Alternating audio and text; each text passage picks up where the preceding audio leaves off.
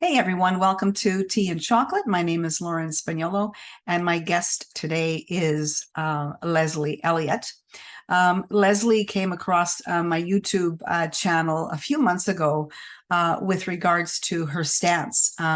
She was a mental health counseling student at Antioch University. And I won't give too much of it right now because I would love just to get into the discussion. And Leslie lives on the western side of the United States, and I'm in Canada. And thank you, Leslie, for joining me today. And I really appreciate your courage, truly. Oh, thanks. Thank you, Lauren. I really appreciate you saying so. And it's nice to be here talking with you. Yeah, thank you. It was so nice to meet you. I'd like to start, if you don't mind, just a little bit, tell us a little bit about yourself prior to you taking this unexpected path of yours. Oh gosh. Okay. So I went back to school. I was in my early 40s. I had previously I have four kids. I had done a bachelor's in psychology back in the 2000s, the early 2000s, graduated in 2008, and had been really on the fence at that point about whether I wanted to go on and do graduate study in psychology or go to law school. I chose to go to law school and I really hated it. So, about halfway through, I had some other things going on in my life and I took a leave of absence to consider my options. And I really was very torn about whether I'd already sunk so much investment in law school and I should just go through with it or whether I should pursue my other interests. I was fantasizing about counseling programs. I was just like, in my free time, I was looking up counseling programs because this is what I realized I really wanted to be doing. Right. And so I ended up not going back to law school. I went halfway through and stopped. And meantime, I had two more children. So I have a total of four. I had two daughters previously, and now I have two sons as well. Mhm. And got remarried in that order, I guess. Met my son's Yeah. father, had two kids, and then took a little time to just be mom and work. I worked in naturopathic medicine, administrative support, as well as some, little bit of medical assisting, and just took time to mostly be about my family before going back to graduate school in 2019. And so that's when I entered in applied psychology. It was a clinical mental health master's program at Antioch in Seattle. Hmm. Okay. And by the way, I should say that you're the founder of your own YouTube, which is the Radical Center. I really like that. Oh, thanks. Yeah, I really like that name. And we can talk about that later about labeling and stuff like that. You'll know what I mean. And also you are the founder of the Radical Center Consulting.com. How many years were you in the program at Antioch? So I began in 2019 in the Ah, spring, and I was in the program when I'm still technically in the program, I guess. I just haven't taken classes in a while. So I yeah. was still enrolled in the program last October when I put out the video. That was what that's what I just used. I started a YouTube channel in order to put out a single video. And so that video was the first one I did. It's an 8-minute long video where I talk about my concerns about the program and about more broadly how counselors are being educated, not just in this program, but in many programs around the country and indeed around the world. And what made you do that? It was a series of things that there was, I guess there was probably a straw that broke the camel's back, but I'd been concerned about this program for a while. So as I said before, I had gone to I'd studied psychology in undergrad. And when I was in undergrad, I took my undergrad classes, but I also I had the opportunity to take some classes with the master's program because I had I had brought in a lot of courses that didn't transfer from a community college. So at the university, I had to retake a lot, and my faculty advisor was the chair of the department, and she was really very kind, and she sort of took pity on me having to retake all these courses. So she offered me if I wanted to take them with the master's level students, I could take those for undergraduate credit so that at least I would get more stimulating material and not just be repeating the same thing. Mhm. And so not only had I been exposed to undergraduate psychology material, but I had been exposed to graduate level psychology material previously. And so when I started this program in 2019, what I observed was the stark difference in the quality of the educational material that was being taught and the the ideology that was present in it. So there was a very this Okay. concept of social justice had Mhm. been around for a long time, but it had taken on a new sort of ideological tenor in the intervening time. And now in that I was in this program at Antioch in 2019, there was this focus on race, gender, um, and just this way of talking about identity as if one's identity really is comprised of a list of demographic categories. And it was very hierarchical, it was very reductionist, it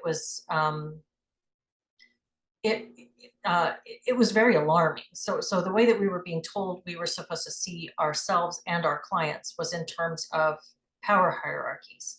And we were supposed to use something called the addressing model in order to assess our clients when they would come in. We're supposed to look at their age, gender, disability, race, ethnicity, socioeconomic status, and then decide, how they stack up against us.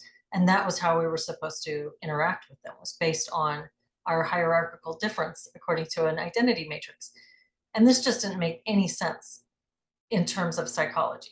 It's all the things we know about human psychology. This is more like applied demography, really. Like this is Mhm. sociology we're Right. dealing with here, Yeah. applied to the individual level. And as this had gone on in the program, not only was this social justice, I guess, ideology material replacing a lot of the content that I would have expected to see in a psychology program, it there was also this very political bent to the program. So we were getting letters from the chancellor and the provost frequently that were talking about any kind of current events that might be going on. So it was like the war in Ukraine, or a presidential election, or um, George Floyd, or any those are like the big ones that come to mind. But there were other things too, just along the way, like Columbus Day. We get an email about how we were supposed to feel about indigenous land rights or whatever it might be.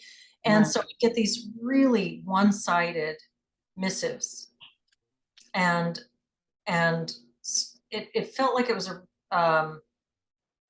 a sort of a closing down of the allowable discourse. So there was very much an orthodox way to think and act in this school. Mhm. It was just one way. And when I tried to talk with, I raised a couple of different grievances which were dismissed. I tried to speak with my faculty advisor, and all I was told was, we know that we're not training counselors who are going to be able to work with the Trump supporter. And this really surprised me because that's half the country. My And God. Yeah. shouldn't mental health care be for Democrats as well as for Republicans? And so, this was really quite concerning. And at the point when I made the video, I had just had another grievance dismissed, and I felt like my grievances were really reasonable. I wanted to get through, and I wanted to have a real dialogue with these people. It wasn't about pushing my ideology because mine isn't really that different. I came from a more left of center perspective myself. I just wanted there to be open discourse. I didn't like this Yeah. authoritarian Yeah. top down. And there was one other thing, and it was this continuing education program, certification program we were invited to, where they referred to women by body part because it's quite vulgar, I think, but they were referring to women based on their genitals in order to be inclusive of everybody Oh, with God. yeah, it's this trans uh Okay. Yeah. kind of way that we're talking now, where we Right. call people assigned female at birth or whatever. So this erasure of woman and man, and instead this birthing parent, birthing person kind of thing. And so there were all these different factors, and I felt like it was just so incredibly, the progressive ideology was deafening. Hmm. So there's a lot of layers in there. The first thing I think I want to ask is, where does this direction come from? What have you come up with? What do you think? I don't know where it comes from. I don't know. I have spoken with a lot of people to try to figure that out. Mhm. I think that I could give a lot of conjecture.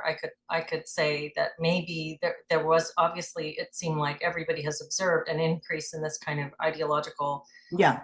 um, rhetoric, propaganda, whatever, since 2020. So maybe there was something in the funding that the school received for COVID emergency relief, the HERF funding. I don't know if they had some more DEI. Yeah. It's all conjecture on my part. You know, I think that there's something centralized happening because we're seeing it kind of Yes.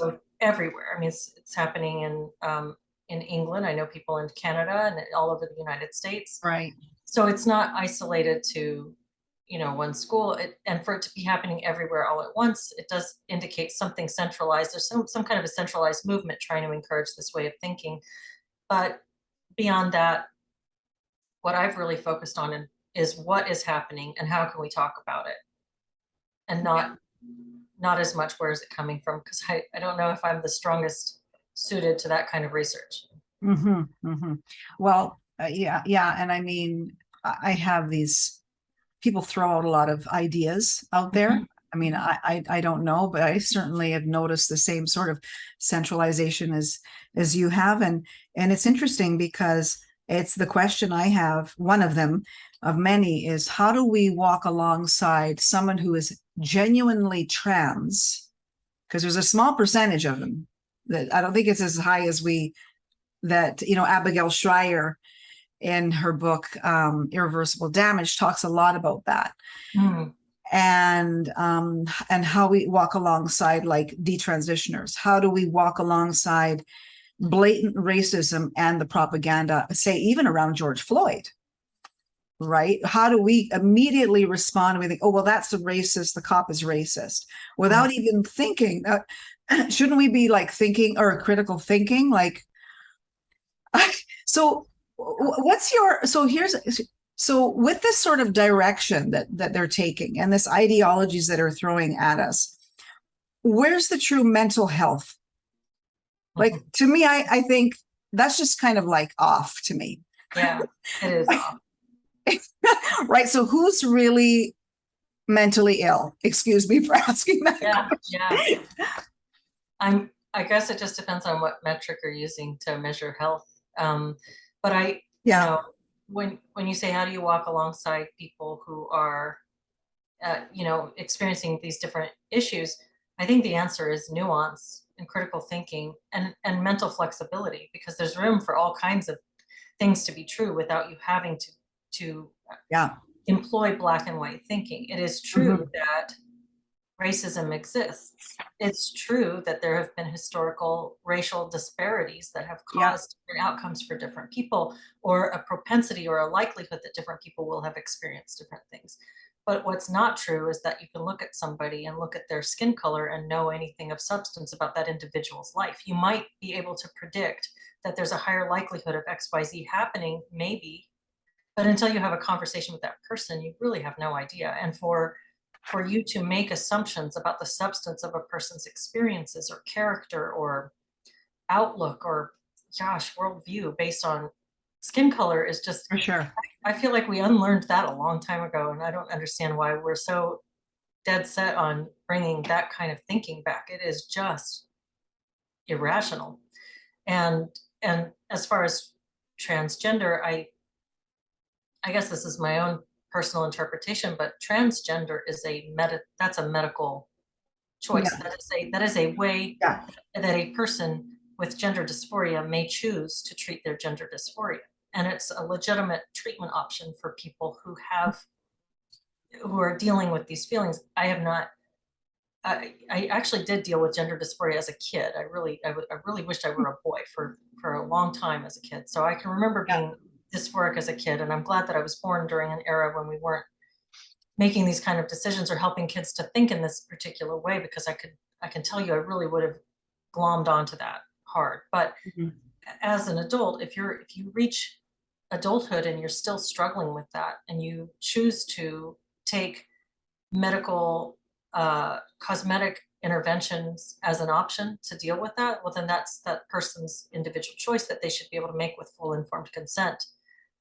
But Agreed. I think that there's a conflation of the idea of transgender with the idea of gender dysphoria, and those are two different things. That one is a treatment for the other, but gender dysphoria does not equal transgender. Yes, yes, that's very well said. Nuance. Yes, nuance. What do you think about, doesn't this sort of push into this sort of like, here, I want you to can come into my cult, a way of thinking. That's the first thing that I kind of, I think about is it feels like a cult to me. Yeah. And they pair, sometimes I've seen websites of psychology practices where they have DIE in one hand, and then they've got emotional intelligence. And I find those two things very different and also kind of contradictory. Can I get your perspective on that? Oh gosh, that's really interesting. Emotional intelligence and DIE or DEI Yeah. or whatever it is. Yeah, yeah. So it does seem like what's being, I guess, exploited or weaponized or whatever in the employment of DEI or the whole social justice agenda is it's harnessing compassion and empathy, Yeah. but it's directing them it's in one focused area. It's not just it's creating a sense of outrage and resentment and um, an interrogation of unfairness in all situations is what it's doing. So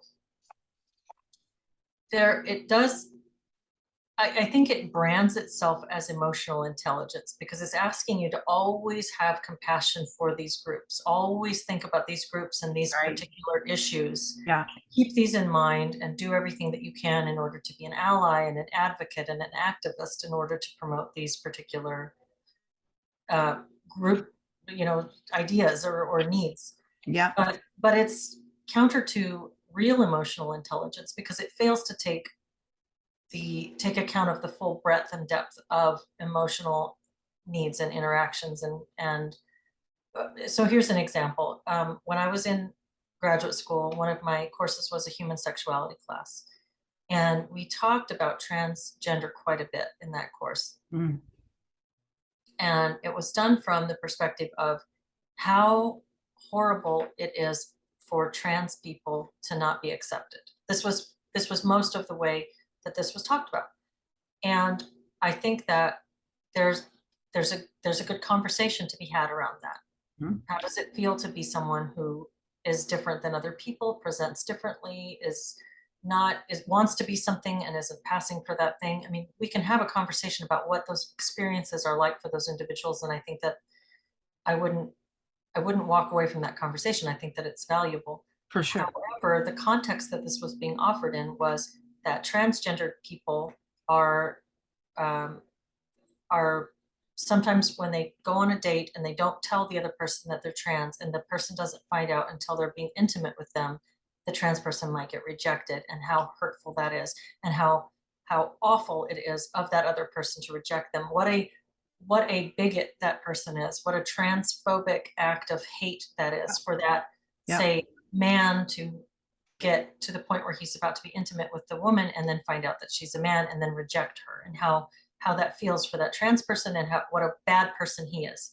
And also when the trans person comes out to that individual's family, if this is a man who is transitioning to female, but he's married to a woman and has children, how that family, their intolerance hurts that poor trans person. And I thought at the time, this is an opportunity for us to explore all the feelings in the situation, how that would impact the family, how the children would feel, how the wife feels after having, married this person and gone on to have a life with him and have children with him, how she feels now that she's getting this news. That's big upheaval, and there's a reason to discuss that. Also, the individual who brought home a date, or I don't know how many dates in, and is about to be intimate and then finds this out, what experience that might be like for that person and why they might experience that. So there's a lot to discuss in terms of emotional intelligence. many people are in the picture, and we could have real discussions about the experience for all of those people. And as counselors, you might end up seeing someone who's been in any one of those different roles in those kind of scenarios. But we were only focused on the trans person's experience, and it was done in a way that was meant to make us angry on their behalf. Mhm. So it's meant to incite resentment. It uses compassion to fuel resentment. So I don't, that's a very lengthy answer to that question. I hope No, that's helpful. no. Yeah, no, that is. It feels to me pretty accurate. I mean, it's to me it feels, or what I'm observing is um a manipulation, Yeah. you know. Mhm. It's yeah. Um, Tell me something. Have you always been, this might sound like kind of a sexist question, so I hope I don't want it to come across like this, but have you always been like kind of assertive and, just kind of speak for you, like you're really using your voice? Have you always been that, or you just really had to really um, find it Um, within yourself to, no, I think I always have. Yeah. yeah? Yeah. Yeah. It got me in trouble a lot as a kid. Yeah. Well, because you were a minority in your like in your surroundings, in your demographic, weren't you? When I was a kid, yeah. Growing up, Yes. I grew up in South Texas, and I was there. There were um, by far the majority was Hispanic, and so white kids were, in the minority. White, probably about similar number of white and black kids, and um, most of the kids were Hispanic. So, yeah. Right, right. So that obviously was a confirmation to you that this sort of gamut of DIE and white supremacy and all the rest of it um, was kind of a lie, or It was a lie. Yeah, I mean, I experienced my fair share of bullying, and I got left out Mhm. of things for being white, and being white wasn't cool, and you wished you were anything but. And you it was what it was. But what it taught me is that it's more about in groups and out groups. It's more about, majority versus minority. That there's always going to be a minority experience. And it's not always going to entail bullying, but it's the sense of being excluded from a group is something that's universal, that people can understand um, from lots of different groups. I mean, it's not, there's no one particular demographic that has all of that experience, and something that others Yeah. can't experience. So I've been in that position, and what I thought until the DEI or social justice rhetoric really became salient and had increased to the point, that I was experiencing it there in graduate school. I'd always felt like that experience was something that gave me greater empathy for people Yeah. who found themselves in that position. And I know full well, and have always known, that it's not my majority white people who are experiencing that in terms of race. Yeah. Majority of people who are experiencing that kind of what I experienced, at least in the US, North America, are people of color. And, it's, I fully aware of that. But also, as you say, it's not that simple. Right. So in this rhetoric, are we in fact building a society of narcissism? What do you think? Well, I think that we're definitely encouraging narcissism Okay. in a number of ways. Yeah. Mhm. What Yeah. do you think it's doing to our language? I think that, well, we've had a lot of twisting of language, a lot of manipulation of language. Mm. There, if you watch these inclusive language guides roll out, have you seen any of these? That's pretty interesting. So like this UW, University of Washington, came out with one, Oh, like a oh, year or two ago, something like that, where they put out this inclusive language guide that they sent out to all students. oh, Um, and then Stanford did one earlier this year. And it's incredible what you're not allowed to say. It's things like, oh, you can't say master bedroom anymore, because oh, God. master is a bad word because it implies the slave. And Right. so you can't say, one of the words that really surprised me is the word see, because that's ableist. You can't say the word see, As just in with your eyes. B. Yeah, Oh yeah. I mean, my it gets to God. these really ridiculous places. There's other things like, um, what brown bag is one that they say is a bad one because I guess there's a skin test where if you were darker than it. So they pull out these etymological factoids from the distant past that maybe we don't, maybe this is where this phrase originated and so we should abolish this phrase. And the lists are very long. So what is it doing to language? I think it's making people really afraid of stepping on landmines, for one thing.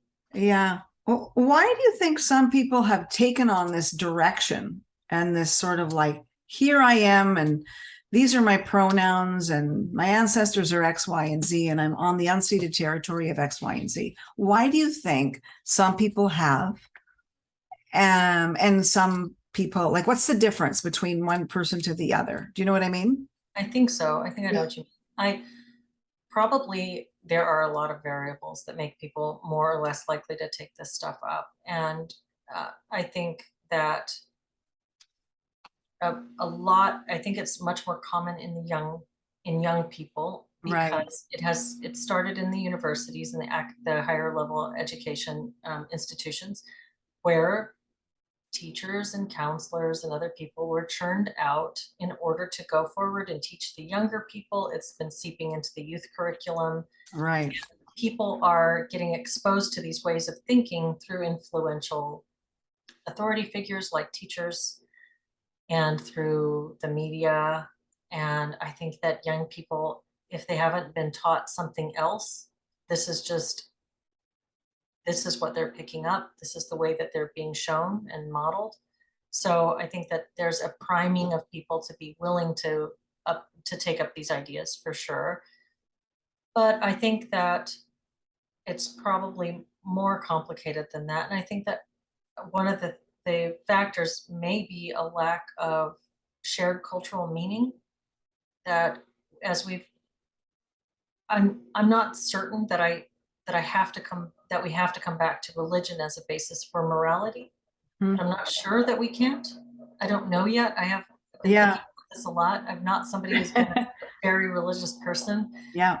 but as I continue to try to back up my moral arguments, am I am I keep coming back to something spiritual. I know. I heard you Yeah, say that. yeah, yeah. It's interesting.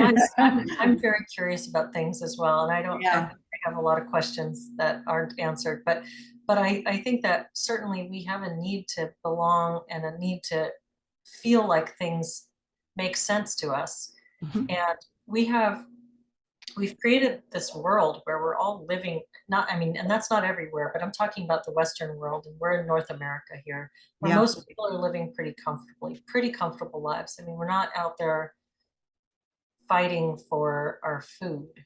We pretty much we have our phone, we have our couch, we're cozy people, a lot of us, many of us, and a lot of the young people who are experiencing this are living pretty cozy lives with their basics taken care of. And when you have everything taken care of, then how do you find purpose, and how do you make meaning when all of purpose is just a choice? It's just like a buffet of endless options. And there's something really brutal about that Yeah. because it's too much. It's like, Mhm. what do I do when I grow up when I can do anything and nothing? It, is it, Totally. and so here comes something that says, fight for this. Here's meaning. These people need you and we need you. And you can be an activist and you can be a part of something. And I think that it's very easy to get swept up in that with a fervor. And I have a lot of sympathy for that because uh, it brings value to something that otherwise is a giant question mark. Hmm. Well, if we're going to be talking about centralization, then, you start sort of these ideologies at the university level because this is the future. Mm. And I know that, I guess from one generation to the next, there's always going to be a change, and a shift. Yeah. So I try and keep that in mind. But this one is a really obscure, odd, I don't know. I have so many names for it. And that it's difficult for me I try to be as open-minded as I possibly can, but if you're trying to get me to think like you, then there's no truth in that. No. Yeah. Like there's just absolutely no truth in that. Why are you trying to manipulate me and trying to teach me about what racism is and what I don't know, the rest of it, you know, the deal. You've touched on it today. And so that is, to me, is the concern, is where this sort of like self-righteous behavior comes from. Mhm. And you talked a lot about labels, from the perspective of political labels, or even you were saying, you know, you don't know where you're going, like with your spiritual path. And I feel for you. I'm with you on this, because I thought that I was more of a classical liberal sort of, and now I hear a lot of people kind of edging closer to the center, to the right, and who feel like, oh, wait, like, am I religious now? So they're really kind of getting confused about who they are or what their beliefs are. And, you know, and I think maybe it's important not to stick on something, at least at this point in time. I don't know. I just say that I'm just having a spiritual, you know, experience. Mhm. But I can definitely see, and I've heard that many people are returning to something of a Mhm. higher power, because they feel they need to hold on to something because they can't bear what's going on. Mhm. I think for me, Yeah. it's realization that a lot of that when it comes to the foundation of a lot of the stuff that we're seeing right now with these ideologies, they really do. It doesn't take too many steps backwards to see that they're anti-human. They're Mm. anti-human flourishing. I mean, at Hmm. first they're about conflict. They're about drumming up conflict and creating Yes. resentment between people, and Mm. making people look at one another with cynicism and suspicion. Yeah. And and then there's other things like the anti-family. You know, there's this these some of these gender things where the schools are supporting children in social gender transition against the will of their parents, and again without the knowledge of their parents, and even in some cases supporting them into further interventions against their parents, well, you know, best interests and informed decisions for their own children. Mhm. This is a breakdown of what it means to be a parent and to love a child. Mm. You're supposed to take care of that little person, and here's the state coming in to say, no, we know what's best. And this push to abolish words like mother and father, Oh God. brother and sister. We Yeah. want to Yeah. degender everything, Yeah. Yeah. alongside this push for pride, which is the celebration of queer sexuality. Right. And that's different than the acceptance of gays and lesbians. That's different than an acceptance of people who want to love who they want to love and want to create Yeah. unions with people of the same sex if they Right. wish to do so. But this is like just yesterday there was a tweet from Planned Parenthood that said, oh, it's just so vile. It said like, don't yuck someone else's yum, and it was about kink, don't kink shame. And it was this little Good. brightly colored graphic that was a GIF with all these little things shaking in the corners, like little cartoons of sex toys that the Planned Parenthood is putting out, like like here's little cute sex toys. Don't yuck somebody's yum. Don't kink shame. Kink is just really fun, and it's like the I don't know, this like recreational sex thing has just gone so far to the point where now we can have late term abortions and kink for all and everything's fine and we don't need to care about parenthood or babies. It just feels, and so I think that when you kind of just sit with this stuff and observe it from outside, like I feel like I'm doing, and I come back to this seems like it's anti-life, which I guess maybe I need to connect a few more dots to get us there, but we don't. I don't know if you want to do that, but Important. that's where I start to wonder about spirituality. That's where I start to say, okay, there's something that I can't explain in terms of just simple. This is why we don't do this. I'm not going to fall back on a law. I'm going to fall back on something that's more like the law of nature. and something that's more like there's some ethereal value in human life. There's something Mm-hmm. here that's worth more than the sum of its parts, and we're not embracing that. We're doing a reductionist, materialist breakdown of what it means to be a person, and we're taking people and separating them into demographics and ones and zeros, and we're losing what it means to be a human being. Mm-hmm. Yeah, absolutely. I mean, I think it's certainly, I believe in, bodily autonomy. But I do think that there's some lines definitely that are being crossed. And just by that description of them putting something like that, it's not a joke to end a life. I mean, let's Right. be respectful, have some class. I mean, Yeah. that is vulgar to me, Yeah. and it's childish. It's completely childish. Mm-hmm. Yeah, absolutely. Um, so let's delve back into a little bit about your relationship right now with Antioch and kind of where things are, how they've responded to you since you went viral.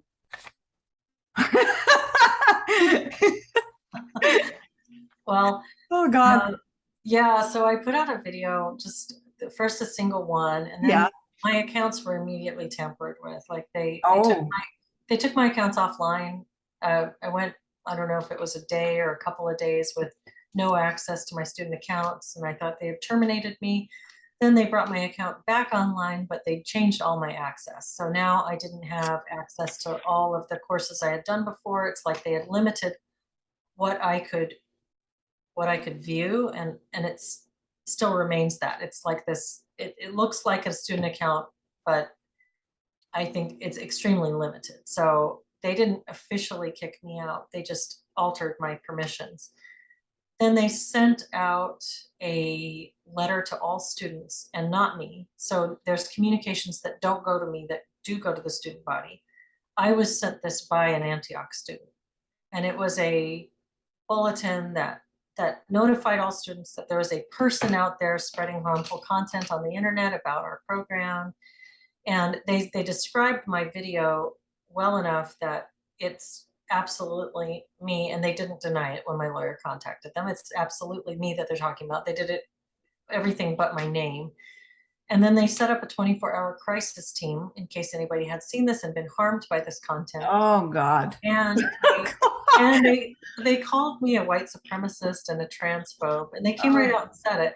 And the thing, I mean, I thought it was really, it was, it didn't make me angry. It didn't hurt my feelings. It actually was like, yes, I'm going to post this, because anybody who has watched any of the things that I've said knows full well that I am none of those things, and that nothing I said constitutes that in the slightest. And so this is a demonstration of slander. I mean, it's a demonstration of the way that these ideologues will use these labels very haphazardly just to tarnish the reputations of the people that criticize them, even if they criticize them with careful nuance. And so what I had done was to just describe what was going on in the program and say, these are some things that I have a concern about, because it's not in line with good person-centered therapy. This is an agenda. This is a social agenda to push certain things during the therapy process. And it's not only an implied agenda, it's an explicit agenda where we are told that our primary job as counselors is to be an activist for social justice. That's your primary job, primary. Wow. And so Yeah. I was just saying things that we were taught in the program and saying I'm concerned about them. And for doing that, I got called a white supremacist. Mm-hmm. Mm-hmm. And so it just really demonstrated my argument very well. So Yeah. I've been in contact with Antioch through an attorney, and they've offered a settlement. We've come back, and I've just been corresponding with him, and I am, if there's not a reasonable settlement offer, we're going to sue. I was gonna say. Yeah, Yeah. that's expensive, and I've raised a little bit of money, but I haven't been trying to fundraise in earnest, and I would need to fundraise if I am going to go forward with the lawsuit. So that's the next big project, if that's something I'm going to have to do. Right. It sounds like you've really found one of your purposes in life. So you've got other things going on. And it's quite extraordinary. You have a very strong character. Thanks. You've got this giant body that's really trying to hold their line. And you're going, no, no, you don't. Yeah, it's just terrible. It's ridiculous. They're hurting people, they're training people that are going to go out there and look like a therapist, sound like and be called a therapist, who are going to be there in order to see you as a clinical opportunity to implement social justice ideology instead of seeing you as an individual. I mean, when you've got counseling instructors who tell you that white women's tears are overvalued, and you're going to go out and have clients, many of whom are probably going to be white women, and you've been primed to think down on them for crying. It's just abysmal. And It's hard to believe. It really is. yeah, it is. I wouldn't believe it if I hadn't seen it. It's really shocking. Yeah. And it's going on in lots of places.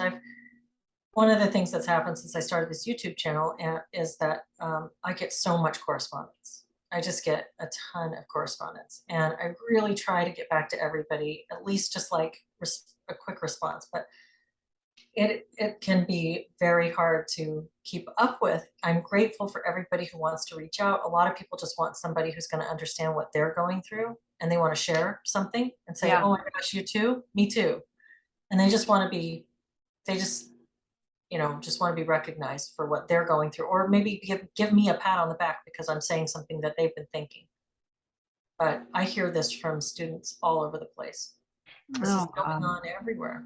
right. Yeah. Yeah. And I know that it's like, what I admire about the States is that there is an absolute fight, particularly from the Republican side, for, fighting for kids. Mhm. Right. And I don't know, I don't really know what's going on in Canada because we're not loud. With all due respect. That's what we hear.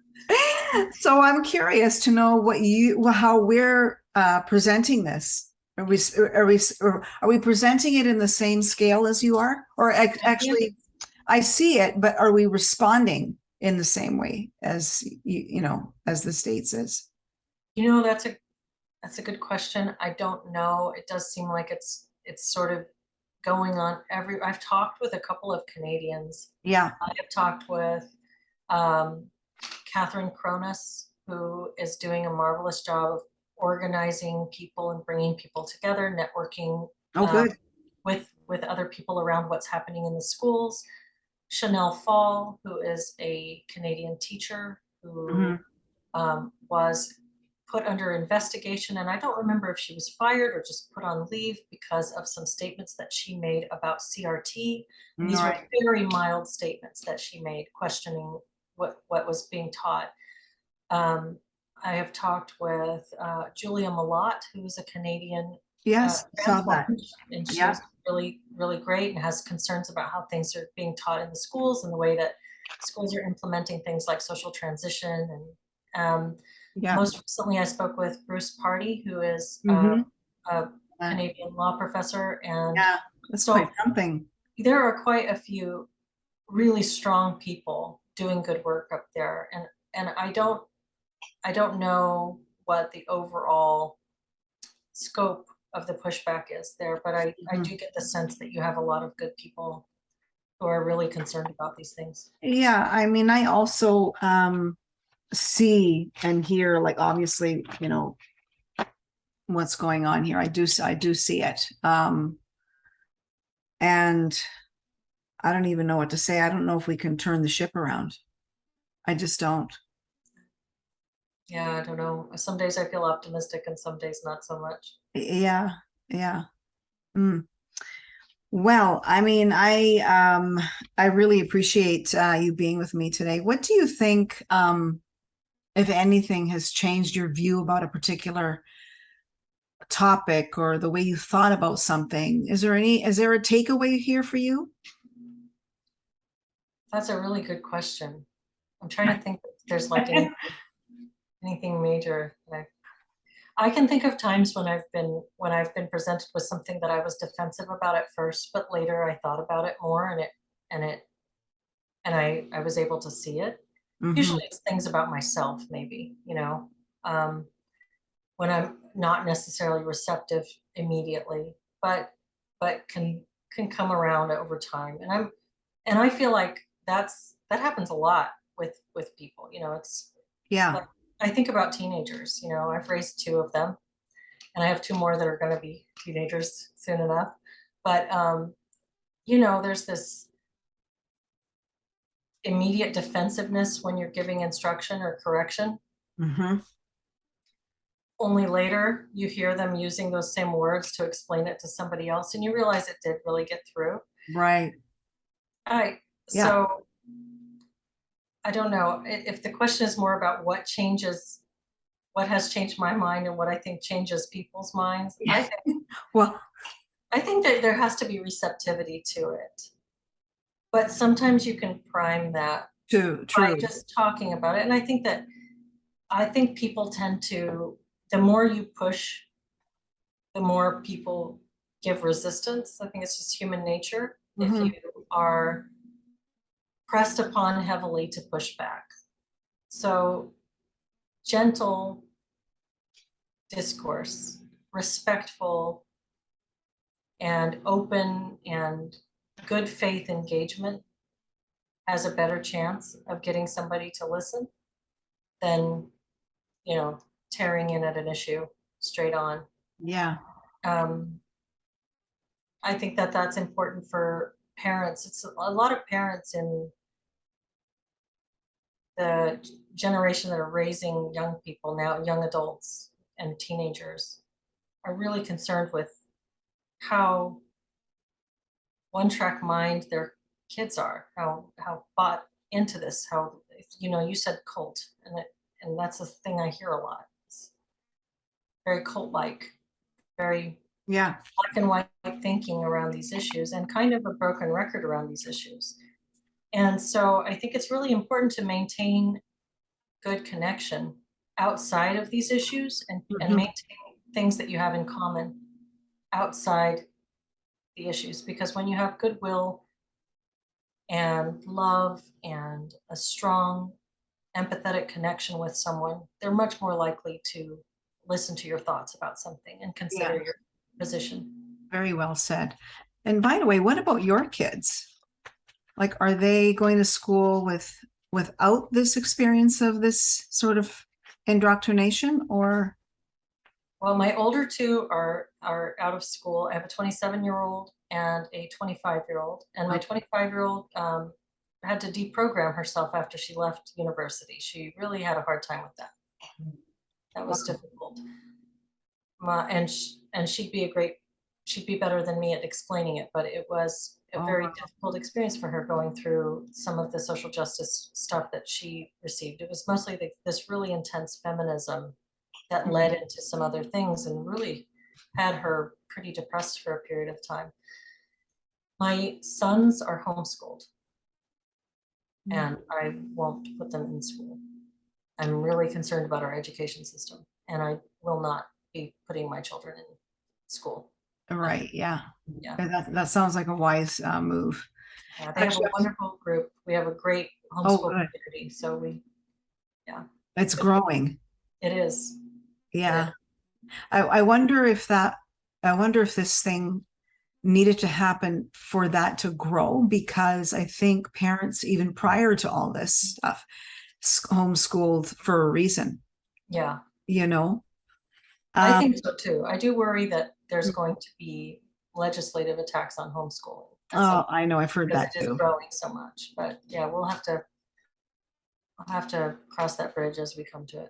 Do you also challenge the word or concept of feminism today? Uh, I feel like I'm gonna sound really uninformed on this one, because I've never considered myself to be a feminist or not a feminist. I've never Right. understood feminist ideology beyond my, as far as I would go with feminism is I think that women and men are of equal value as human Yeah. beings and deserve Right. equal rights under the law and should have equal access to options in life and equal voting rights. But there are a lot of things that fall under the umbrella of feminism that I've never understood. I don't understand the need to be the same. I think Right. I think people, individuals aren't even the same, let alone men and women being Sure. the same. So there's a lot of feminism that I've never bothered to really understand, and I've tended to find it to be kind of a similarly resentful ideology. But again, that's a rather uninformed opinion Hmm. because I've not taken the time to investigate what feminism really means to people who use that word. Right. Yeah. Yeah. Okay, I can go on here. I swear to God. But anyway, I will thank you so much. Thank you so much for your time. And um, I know that you have your own coaching business, correct? Yes. You Yeah, I do. actually started it in 2021. How's that going? It's great. It's been wonderful. At first, I just saw local in-person clients, but now I see people both in person and all over the place. So online, it's one of those things. It's really nice to see people in person if you can, but it's great that we have the technology to allow us to connect across distances. That's fantastic. Good for you. And that's at the radicalcenterconsulting.com. Yeah, that's it. Lovely. Thank you so much again. And everyone, I hope you enjoyed today's segment. And you know where to find Leslie if you're interested in having a session with Leslie. And I'll watch out to see what happens. I wish you much success. And I hope everything goes the way you want it to. Thank you so much for speaking for, people who resonate with your message. Thank you so much. Thank you, Lauren. That's really nice of you. And it's been really lovely to talk with you today. Yeah, it's my pleasure. Thank you. It was lovely to meet you. See you, everybody. Until next time, take care of yourselves.